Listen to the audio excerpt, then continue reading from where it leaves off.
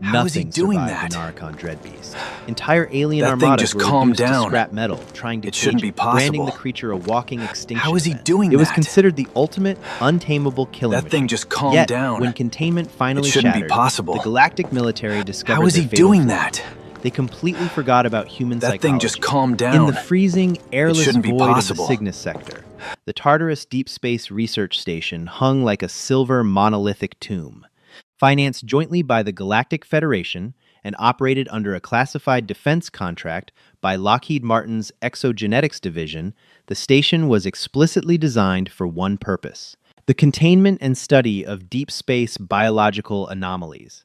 Dr. Harrison Reed stood on the observation deck, his hands clasped firmly behind his back, staring down through 6 feet of transparent, impact-resistant polyglass. Down in the containment pit, bathed in the harsh, sterile glow of ultraviolet floodlights, paced the subject of their nightmare. Designation: Specimen 77. Informally, the terrified Allied alien crews who had adopted standard Earth names for ease of human communication called it the Gorehound.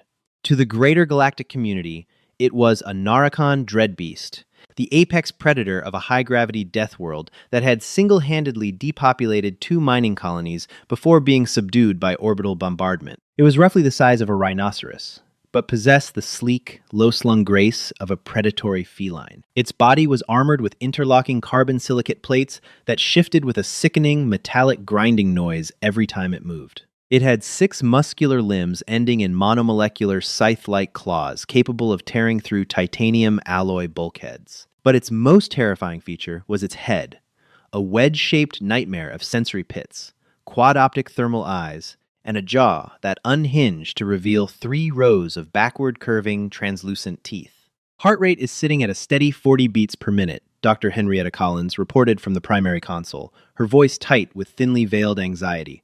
Cortisol levels are off the charts, Harrison. It's not acclimating to the Lockheed stasis gel environment.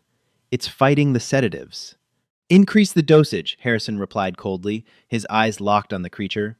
We are on the verge of mapping its neurokinetic pathways. Boston Dynamics is paying 3 billion credits for the synthetic muscle schematics alone. I will not have this project delayed because the specimen is feeling a little anxious. With all due respect, Director, interjected Security Chief Bradley Hayes, a hulking ex-military contractor with a scar bisecting his left eyebrow, this isn't a lab rat. The Federation lost 400 men trying to net this thing. The Avian and Saurian representatives on the board are already petitioning to have it jettisoned into the nearest sun. If that magnetic containment field flickers for even a microsecond, we are all dead. Harrison waved a dismissive hand. The grid is powered by a localized zero-point reactor, Bradley. It's flawless. But the universe, as humanity had learned time and time again, had a profound sense of irony. At exactly 0400 hours standard station time, a seemingly insignificant mechanical failure occurred. A coolant valve in the secondary ventilation shaft, a part manufactured by a low-bidding subcontractor on a colony world, ruptured under pressure. The resulting cascade of superheated steam triggered an automatic emergency shutdown in Sector 4's power grid to prevent a localized explosion. For 1.2 seconds, the magnetic containment field in Specimen 77's pit dropped. 1.2 seconds. To a human, it was the span of a sharp intake of breath. To the gorehound, an ambush predator evolved to react to the micro-twitches of its prey. It was an eternity. The creature didn't leap. It exploded upward. The sheer kinetic force of its launch cracked the reinforced floor tiles. It cleared the 60-foot vertical drop of the pit before the backup generators could even cycle on. It hit the polyglass observation window with the force of a kinetic strike package. The glass, rated to withstand a direct hit from a meteor, spiderwebbed. Henrietta screamed as the creature slammed into the glass a second time, a third time in a blur of terrifying, relentless motion. The impact alarms began to shriek, a deafening, high-pitched wail that flooded the station with flashing crimson light. "Evacuate!" Bradley roared, drawing his heavy plasma sidearm. "Get the director out of here! Seal the bulkheads!" With a final, sickening crack, the polyglass shattered inward. A hurricane of jagged shards rained down on the observation deck, followed instantly by the beast. It landed with terrifying grace, its quad-optic eyes glowing a furious neon violet in the emergency lighting. It didn't roar. It didn't make a sound. It simply moved. In the span of 3 seconds, the control room was painted in chaos. The apex predator of the galaxy was loose, and the Tartarus station was no longer a laboratory. It was a hunting ground. The station's automated defense protocols initiated immediately. Heavy, foot-thick blast doors began to slam shut across the primary corridors, attempting to compartmentalize the breach. Automated turrets dropped from the ceiling, their targeting lasers cutting through the growing haze of smoke and ruptured steam pipes. Security Chief Bradley Hayes and his heavily armed response team, a squad of 12 hardened mercenaries equipped with military-grade pulse rifles and ablative armor, established a choke point at the entrance of the Sector 4 tram station. "Hold the line!" Bradley barked, his voice amplified by his helmet's comms. "Focus fire on its joints! Do not let it reach the residential block!" The long, steel-grated corridor before them was bathed in the strobing red light of the alarms. The piercing, high-frequency klaxons continued to scream, an endless, grating noise designed to wake the dead. Then, the lights in the corridor began to shatter. One by one, pop, pop, pop. The darkness advanced toward them like a physical tide. "Thermal optics on!" Bradley ordered, his heart hammering against his ribs. The squad switched to thermal imaging, scanning the pitch-black corridor. At first, there was nothing but the ambient heat of the steam vents. Then they saw it. It wasn't running on the floor. It was crawling along the ceiling, its massive scythe claws sinking into the metal paneling like hot knives through butter. "Above us!" The squad opened fire. The deafening roar of pulse rifles filled the confined space, sending blinding blue flashes of superheated plasma down the hall. A few shots connected, scoring glowing, molten scars across the creature's carbon silicate armor. The beast let out a deafening, metallic screech that sounded like tearing steel, but the pain only seemed to fuel its velocity. It dropped into the middle of the formation. What followed was not a battle. It was a localized massacre. The beast moved with a terrifying liquid fluidity, bypassing the heavy armor of the mercenaries and exploiting the gaps at their neck and joints. It was over in less than 40 seconds. Bradley Hayes fired his weapon until the capacitor melted, managing to land a point-blank shot on the creature's flank, exposing raw, pulsing blue tissue beneath the armor plating. In response, the gorehound whipped its tail, shattering Bradley's ribs and sending him crashing into the blast door. As the chief faded into unconsciousness, the last thing he saw was the creature disappearing into the ventilation shaft, a trail of bioluminescent blue blood in its wake. 2 levels down, completely oblivious to the slaughter occurring above him, Davis Miller was humming along to Creedence Clearwater Revival's Bad Moon Rising. Davis was a 42-year-old senior HVAC technician, hailing originally from the Ohio Valley. He was a man who appreciated simple things: a good cup of coffee, well-oiled machinery, and avoiding corporate bureaucracy. He was currently shoulder-deep in a secondary atmospheric scrubber, his hands covered in grease, trying to manually realign a filtration fan that had been rattling for 3 weeks. He wore thick, noise-canceling industrial headphones, effectively isolating him from the station-wide alarms. He wiped his brow with the back of a greasy, gloved hand, sighing heavily. "Cheap corporate garbage," Davis muttered to himself, ratcheting a bolt tight. Lockheed cuts corners on the life support, but spends billions on the alien zoo upstairs. Typical. It wasn't until the power completely cut out, plunging the maintenance bay into absolute darkness, that his music stopped. "Oh, come on," Davis groaned, pulling his headphones down around his neck. As his ears adjusted to the silence of his dead music, the external noises flooded in, the distant, muffled wail of the emergency klaxons. The automated PA system echoing through the ductwork in a monotone loop. "Warning, code black, level 4. Containment breach. All non-combat personnel seek immediate shelter." Davis froze. Code black wasn't a drill. Code black meant something was actively eating the crew. He unclipped the heavy, military-grade flashlight from his tool belt and clicked it on. The brilliant white beam pierced the darkness, illuminating the dusty utilitarian maintenance corridor. He reached down and picked up his primary tool, a solid 40-inch Durasteel hydrospanner. It weighed about 20 pounds and could crack an engine block, but against a biological weapon, he knew it was effectively a paperweight. "Okay, Davis, think. he whispered to himself. The escape pods are in Sector 3. That's 2 decks up and across the botanical gardens. Just keep your head down, stick to the service corridors, and don't play hero. He began his slow, agonizing trek through the bowels of the station. The atmosphere was growing thick and humid as the atmospheric scrubbers failed. Every creak of the station's hull, every hiss of a ruptured pipe, sent a jolt of adrenaline straight into his heart. As he approached the access hatch to the hydroponics bay, his flashlight beam caught something on the grated floor. It was a thick, viscous smear of neon blue fluid. Davis knelt, shining the light closer. The fluid was slightly luminescent and smelled sharply of ozone and copper. It was blood. Alien blood. He followed the trail with his light. It led directly toward the heavy, reinforced doors of the hydroponics bay.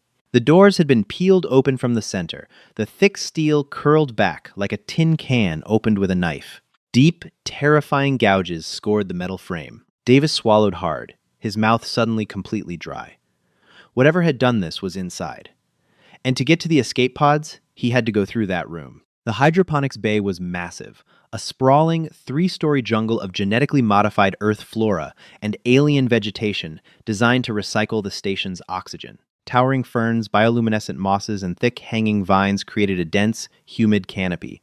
Normally, it was a place of tranquility. Now bathed in the flashing red emergency lights, it looked like a prehistoric nightmare. Davis slipped through the ruined doors, moving with agonizing slowness.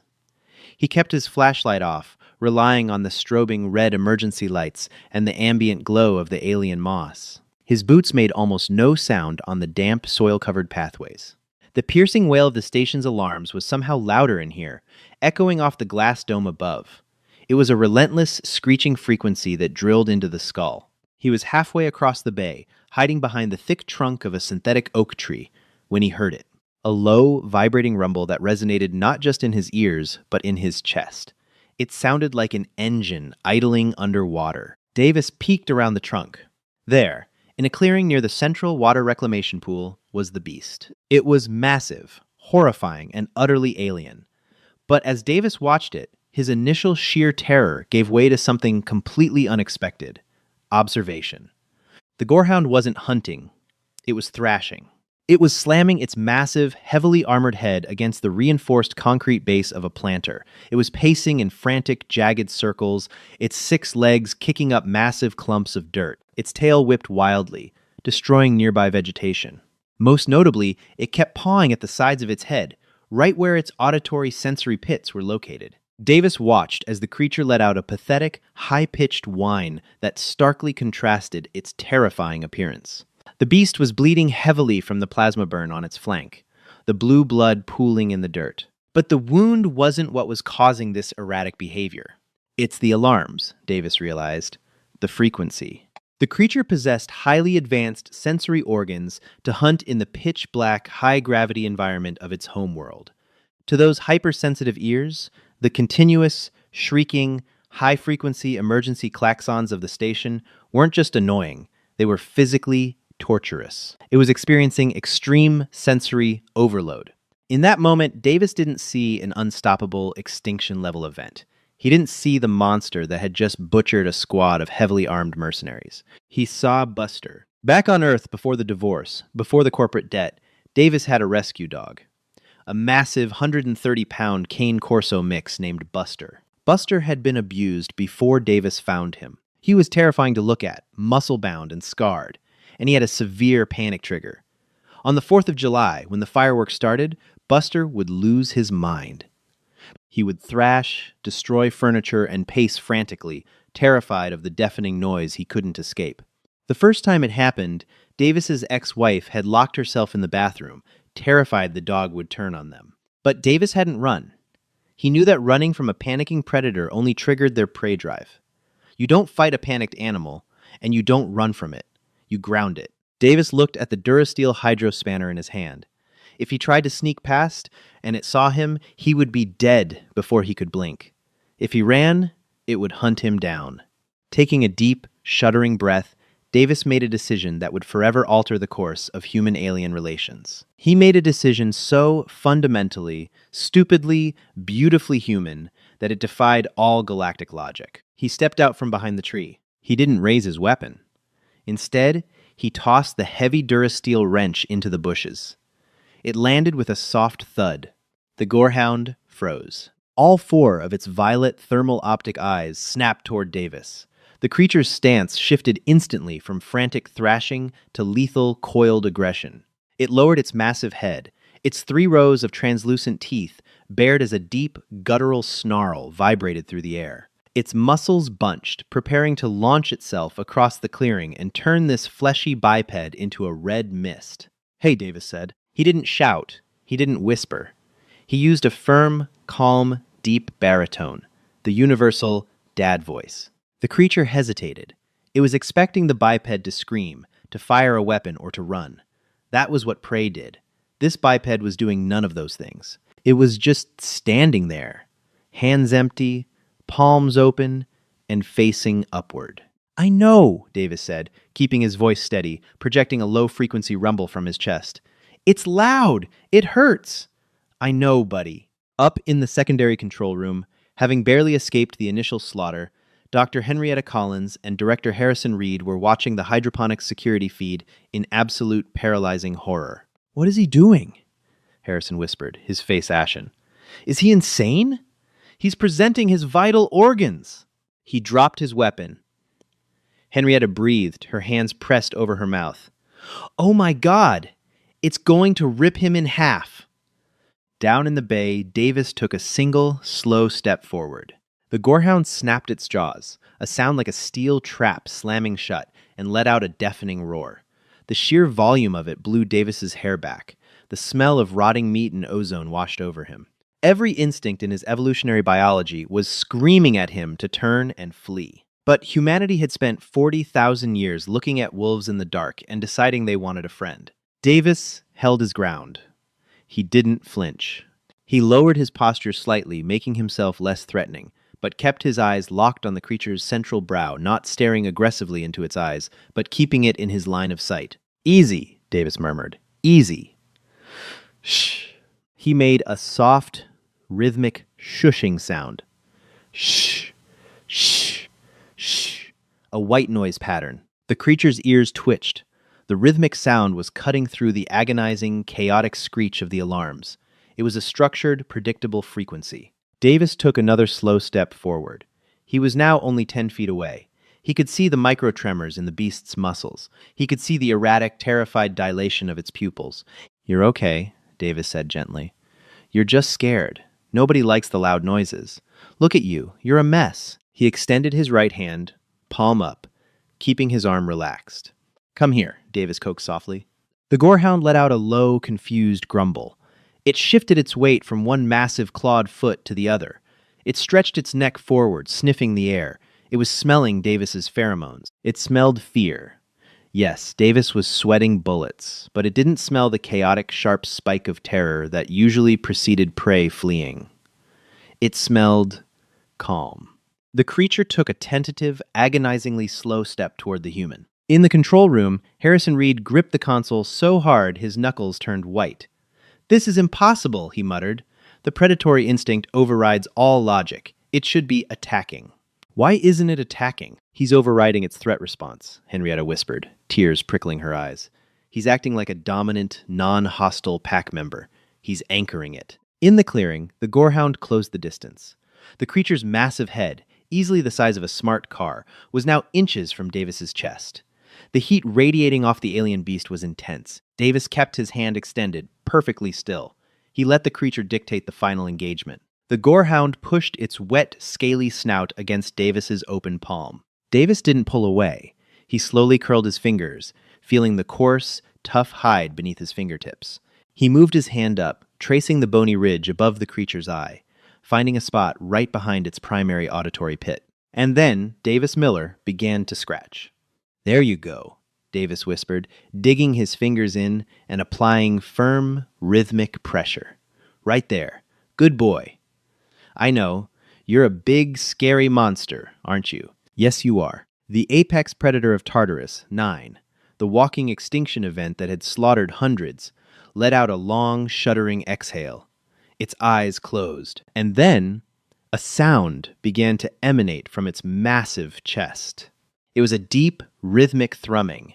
It vibrated the floorboards. The gorehound was purring. Davis slowly moved his other hand up, gently stroking the creature's massive neck, deliberately blocking one of its ears to muffle the alarm. The beast leaned its immense weight into Davis, nearly knocking the technician over, seeking the physical pressure and comfort. "It's okay," Davis said softly, burying his face near the creature's warm, armored neck. "I got you." In the primary control room, the silence was deafening, broken only by the muffled, persistent wail of the alarms. Director Harrison Reed and Dr. Henrietta Collins stood completely paralyzed before the monitors. The video feed from the hydroponics bay displayed something that defied every known law of galactic biology. The Narracan Dreadbeast, a creature that had single-handedly eviscerated 400 Federation soldiers on its homeworld, was currently resting its massive, armored chin on the lap of a grease-covered HVAC technician.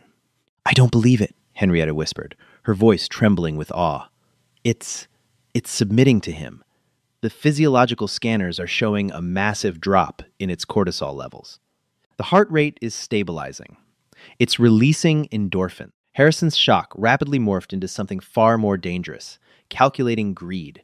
His mind raced through the implications. Lockheed Martin's exogenetics division had spent billions trying to chemically subjugate the beast. Northrop Grumman was currently lobbying the Galactic Senate to have the entire species eradicated as a galactic threat. If Harrison could deliver a fully docile, controllable biological weapon, his career would eclipse the stars. "He hasn't just anchored it, Doctor," Harrison said, his eyes gleaming with a manic intensity. "He has accidentally triggered a latent pack hierarchy response. He is acting as the alpha. We need to secure them both, immediately." "Director, the station's primary life support is failing," Henrietta warned, frantically typing on her console. "The breach in Sector 4 is causing a cascading pressure drop. We need to evacuate." "Nobody is evacuating," Harrison snapped, slamming his fist on the console. "We have a multi-billion-dollar asset down there that has just been weaponized. Override the automated turrets. Seal the blast doors around the hydroponics bay. We trap them in there until the United Earth Directorate UED containment ship arrives." Down in the bay, Davis Miller was entirely unaware of the corporate machinations happening 3 decks above him. His immediate concern was the fact that the station was slowly dying around them, and his new 150-pound canine equivalent was still bleeding from a plasma burn. "All right, big guy," Davis murmured, gently pulling his hand away from the creature's neck. "We can't stay here. The air scrubbers are offline, and this place is going to depressurize. We need to find somewhere quiet." As Davis stood up, the gorehound immediately rose with him. Its quad-optic eyes snapped open, glowing a faint, steady blue instead of the aggressive, furious violet from before. It let out a soft, questioning rumble, pressing its snout against Davis's thigh. "Yeah, I know. I'm not leaving you," Davis said. He reached into his heavy utility belt and pulled out a foil-wrapped, standard-issue military protein bar, a leftover from his lunch break. He ripped the foil open with his teeth and held the dense, synthetic meat substitute out on his flat palm. The beast sniffed it, its tripart jaw unhinging slightly, and delicately took the bar from Davis's hand. It swallowed the ration whole and licked its chops, looking back at Davis expectantly. "That's all I got," Davis chuckled softly. "Come on, follow me." Davis led the way out of the ruined hydroponics bay, stepping back into the strobing, alarm-filled corridors. The moment the high-frequency klaxons hit the creature's ears, it flinched, a low growl rumbling in its throat as the violet hue returned to its eyes. It began to pace, its scythe claws tearing sparks from the floor grating. "Hey, look at me," Davis commanded, using that firm, grounded tone again. He snapped his fingers, pointing to the ground beside his leg. "Heel! Focus on me! Ignore the noise." Miraculously, the beast stopped pacing. It locked its eyes on Davis, its ears folding back flat against its armored skull to block out the noise, and fell into step perfectly beside him. They moved through the maintenance access tunnels, a bizarre procession of human and alien apex predator. Davis was heading for the Northrop Grumman supply depot on Deck 2. Those cargo bays were heavily shielded and soundproofed to handle volatile munitions. It was the only place on the station where the alarms couldn't reach. As they rounded the corner of Corridor 7B, the automated security grid engaged. A heavy, ceiling-mounted pulse turret dropped from a concealed hatch, its red targeting laser sweeping the hallway. The laser instantly locked on to the massive thermal signature of the Gorehound. Target acquired. Lethal force authorized, the automated synthetic voice announced. Before Davis could even shout a warning, the Gorehound reacted.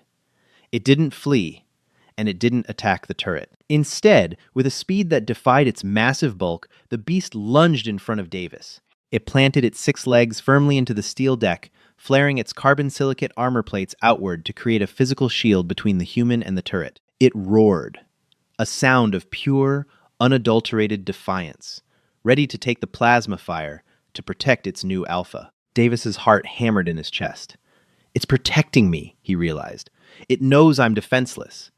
No, stand down, Davis shouted, pushing past the creature's massive flank. He stepped directly into the path of the targeting laser, placing his own fragile, unarmored body between the automated gun and the alien monster. Up in the control room, Henrietta gasped. He's shielding it! The turret is going to cut them both in half! Let it fire, Harrison said coldly. If it kills the human, we see how the beast reacts to the loss of its alpha. Down in the corridor, Davis stared down the barrel of the turret. He reached to his belt, pulling his override keycard, a universal maintenance pass issued to all senior technicians. Warning. Biological interference. Step aside, human personnel, the turret warned, its capacitors whining as they charged. Override code, Miller 7 Alpha Tango, Davis roared, holding the badge up to the retinal scanner on the wall panel. The turret hummed, the blue glow of its plasma coils reaching a critical, blinding brightness. The Gorehound pressed its snout firmly against the small of Davis's back, letting out a distressed whine, trying to push him out of the line of fire. Override accepted. Powering down. The turret's laser clicked off, and the weapon retracted back into the ceiling hatch. Davis collapsed against the wall, sliding down to the floor, gasping for air. His hands were shaking uncontrollably. The adrenaline crash was hitting him like a freight train. The Gorehound immediately closed the distance. It lowered its massive head, thoroughly sniffing Davis from head to toe, checking him for injuries. Finding none, it nudged its cold, wet nose under Davis's chin, letting out that deep, vibrating purr again. Good boy, Davis breathed, wrapping his arms around the creature's thick neck, burying his face in its armor. Good boy. I'm okay. We're okay. Come on, the cargo bay is just ahead. They finally reached the heavy blast doors of the supply depot. Davis manually cranked the doors open, ushering the beast inside. The moment the heavy steel doors sealed shut behind them, the agonizing screech of the alarms was instantly cut off. The cargo bay was blissfully, perfectly silent. The effect on the Gorehound was instantaneous. The tension melted from its massive frame. The violet glow vanished from its eyes entirely, replaced by a soft, sleepy blue. It let out a long, exhausted sigh, circled a spot on the cold steel floor 3 times exactly like a dog, preparing a bed and collapsed into a massive heap. Davis grabbed a standard issue medical kit from the wall, walked over to the beast, and sat cross-legged beside it. He pulled out a can of biofoam and gently began treating the plasma burn on its flank. The creature didn't even flinch. It simply rested its massive head on Davis's lap, its quad-optic eyes slowly blinking shut. You're not a monster, are you? Davis whispered, applying a sterile bandage to the wound. You're just a pack animal. You were alone, stuck in a cage, and surrounded by noises that were driving you insane. They didn't understand you. The beast snorted softly in its sleep, its tail giving a lazy, contented thump against the floor. 4 hours later, the Tartarus station was boarded by the Galactic Federation's elite Vanguard Squadron, accompanied by a United Earth Directorate UED Oversight Committee. General Arthur Collins, a seasoned, no-nonsense veteran of the Orion Wars, stepped off the dropship heavily armored and carrying a customized rail rifle. He was flanked by 2 alien representatives, a towering reptilian saurian named Vikael and an avian diplomat, Kalen, whose feathers were ruffled with visible anxiety. They marched straight into the primary control room, where Director Harrison Reed was frantically trying to salvage his crumbling authority. General Collins, Harrison began smoothly, adjusting his tie. I am pleased to report that the situation is under control. We have successfully quarantined the Naracon specimen in Cargo Bay 4. Furthermore, we have discovered a new pacification methodology utilizing human psychological anchoring. I am prepared to transfer the asset to Lockheed Martin's secure black site for further weaponization. General Collins stared at Harrison with undisguised disgust. You lost control of an extinction-level biological anomaly, Director. You got 12 of my best UED contractors killed, and you nearly caused a diplomatic incident that would have glassed this entire sector. You don't have authority over a damn thing anymore. Collins turned to the communications console. Patch me through to Cargo Bay 4. Let's see what's left of this pacification method. The main screen flickered to life. The feed from the Cargo Bay security camera was crystal clear. There was a collective gasp from the alien diplomats. In the center of the bay, the Naracon dreadbeast was fast asleep on its back, its 6 legs lazily splayed in the air, completely exposing its soft, unarmored underbelly. The ultimate sign of submission and trust in any predatory species. Lying completely draped over the beast's chest, using one of its massive front legs as a pillow, was Davis Miller. He was asleep, an empty protein bar wrapper clutched in his hand. By the ancestors, Vakale hissed, his reptilian eyes wide with shock. The human is, resting upon the Deathbringer. It has exposed its throat to him. How is this possible? Our greatest bioengineers hypothesized that the Narracan species lacked the neural pathways for empathy. They were wrong, a groggy voice echoed over the comms. On the screen, Davis sat up, rubbing his eyes. The movement woke the gorehound, which simply rolled over, let out a massive yawn that displayed its terrifying rows of teeth, and nudged Davis's shoulder affectionately. Mr. Miller, General Collins said, his voice softer than before. This is General Collins of the UED. Are you unharmed? I'm fine, General, Davis replied, scratching the beast behind its ears. But we have a serious problem here, and it's not the dog. The dog? Kalen, the avian diplomat, squawked in disbelief. Yeah. I named him Titan, Davis said casually. Listen to me very carefully. Lockheed Martin classified this species as a solitary, mindless apex predator. They locked him in a sterile pit, pumped him full of drugs, and subjected him to the low-frequency hum of a zero-point reactor. To his ears, that reactor sounds like a continuous flashbang grenade going off. Davis looked directly into the camera, his blue-collar exhaustion replaced by a fierce, undeniable authority. Titan isn't a solitary predator. He's a highly social, hyper-intelligent pack animal. He wasn't trying to kill people because he's a monster. He was suffering from extreme sensory torture and isolation-induced psychosis. The moment I gave him a quiet space and treated him like a living creature instead of a weapon, he calmed down. Humanity has been domesticating wolves for 40,000 years. It's not about dominance, Director Reed. It's about trust. Harrison Reed turned pale. General, the man is suffering from trauma-induced Stockholm syndrome. We need to gas the room, execute the beast, and extract the human. Director Reed, General Collins said, his voice like cracking ice. You are hereby relieved of your command, pending a full UED tribunal investigation into corporate negligence and animal cruelty. Guards, remove him from my bridge. As Harrison was dragged away, screaming about his contract, General Collins looked back at the screen. He watched as the terrifying galaxy-ending monster playfully gnawed on Davis's heavy leather boot, its tail wagging so hard it dented a nearby steel crate. Collins looked at Vakale. The towering Saurian warrior was entirely captivated. General Vakale rumbled respectfully. Your species possesses a terrifying gift. You do not conquer the monsters of the dark with fire and steel. You invite them to your hearth. You make them family. It is magnificent. Yeah, Collins smiled faintly. We have a habit of doing that. Mr. Miller, sit tight. We're sending a medical team down. And see if you can get a leash on Titan. We have a lot of bureaucracy to sort out. Epilogue. 6 months later, the galaxy had changed. The footage of Davis Miller pacifying the Naracon dreadbeast had leaked to the galactic extranet, completely shattering the universe's perception of both the beasts and humanity. The Galactic Federation realized that throwing armies at biological anomalies was fundamentally flawed. They needed a different touch. On the lush sanctuary world of Eden Prime, a specialized facility had been established. It wasn't run by Lockheed Martin, and it certainly wasn't a prison. It was the Federation's first interspecies biological rehabilitation center. Davis Miller walked out into the massive, sunlit fields of the sanctuary, a steaming mug of coffee in one hand and a heavy, reinforced Durasteel throwing disc in the other. He was no longer a greasy HVAC technician. He was the director of Xenobiological Relations, holding the highest civilian rank in the UED.